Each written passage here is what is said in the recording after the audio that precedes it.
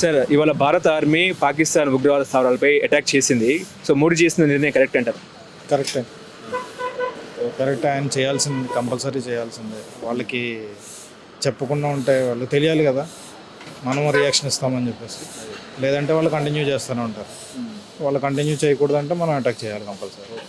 అది కూడా ఉగ్రవాద స్థావరాల మీద పర్టికులర్గా చేయడం చాలా మంచిది.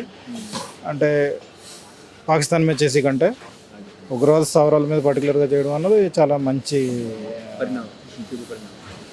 అంటే మనం ఇప్పటిదాకా మనం శాంతి శాంతి అని చెప్పి పెహల్గామ్ ఇష్యూ కూడా చూసాము.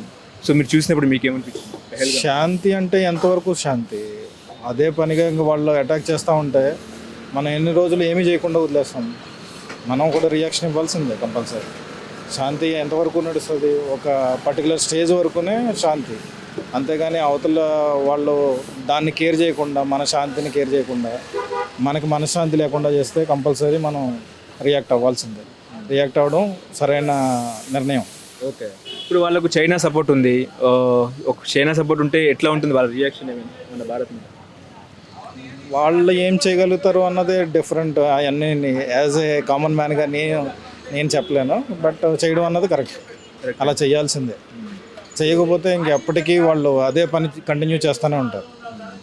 సో అగ్రరాజ్యం అమెరికా కూడా ఎట్లా చూస్తూ ఉంటుంది అంటే పాకిస్తాన్ భారత్ మధ్య? ఆల్రెడీ అగ్రరాజ్యం చెప్పింది కదా భారత్కి సపోర్ట్ చేస్తానని చెప్పేసి. బట్ చేస్తుందో లేదో తెలియదు. చేస్తానని అయితే చెప్పింది. అది పర్టికులర్గా టెర్రరిజం పైన. పాకిస్తాన్ పైన వార్ చేస్తే మేబీ డిఫరెంట్ అవ్వచ్చు. బట్ టెర్రరిజం పైన కాబట్టి మేబీ సపోర్ట్ చేస్తుంది అనుకుంటా. సో ఈ దాడుల్లోనే పీఓకేని మనం ఆక్రమించే అవకాశం ఉందని, ఆక్రమించుకోవచ్చా పీఓకేని? పాక్ ఆక్రమిత కాశ్మీర్ చెయ్యొచ్చు, కానీ అది గవర్నమెంట్ మీద ఆధారపడి ఉంటుంది.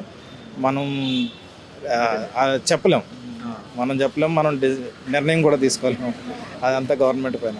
ఎందుకంటే కాశ్మీర్ ఎందుకు మాకే కావాలి పాకిస్తాన్ అన్నట్టు? అసలు ఏంటి అసలు పాకిస్తాన్ కాశ్మీర్ పాకిస్తాన్?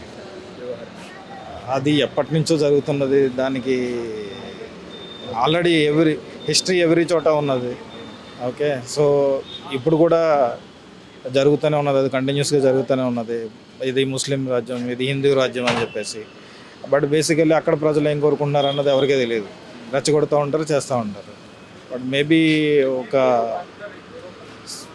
సర్వే లాంటిది ఏదైనా జరిగితే జమ్మూ అండ్ కాశ్మీర్లో, ఓకే, అండ్ దట్ టు పొలిటీషియన్స్కి తెలియకుండా సర్వే జరగాలి.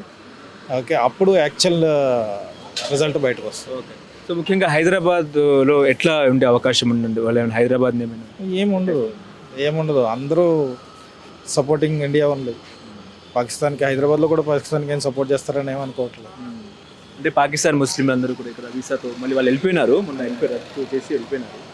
సో అట్లా ఏముండదు అనుకున్నాను. సో మోడీ నెక్స్ట్ స్టెప్ ఎట్లా ఉంటుంది? చర్యకు ప్రతిచర్య వాళ్ళు కూడా అంటున్నారు, మేము కూడా చేస్తాం అంటున్నారు. కానీ మేబీ చేయకపోవచ్చేమో అని నేను అనుకుంటున్నాను. ఎందుకంటే మనం పర్టికులర్గా టార్గెట్ చేసి ఓన్లీ టెర్రర్ క్యాంప్స్ మీద మాత్రమే చేశారు కదా.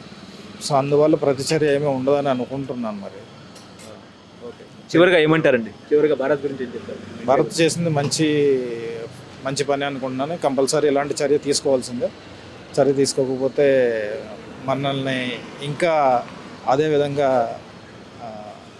చేస్తూనే ఉంటారు, వీళ్ళు కంటిన్యూ చేస్తూనే ఉంటారు. హలో, తెలుగు రాజ్యం ఛానల్ చూస్తున్నారా? సామాజిక రాజకీయ జీవన చిత్రణే తెలుగు రాజ్యం. అతిశయోక్తులు, అసత్యాలు ఉండవు. రాజకీయ కోణం కాదు, ప్రజా కోణమే కొలబద్ద. తెలుగు రాజ్యం వీక్షణ మీ ఉత్తమ అభిరుచికి నిదర్శనం.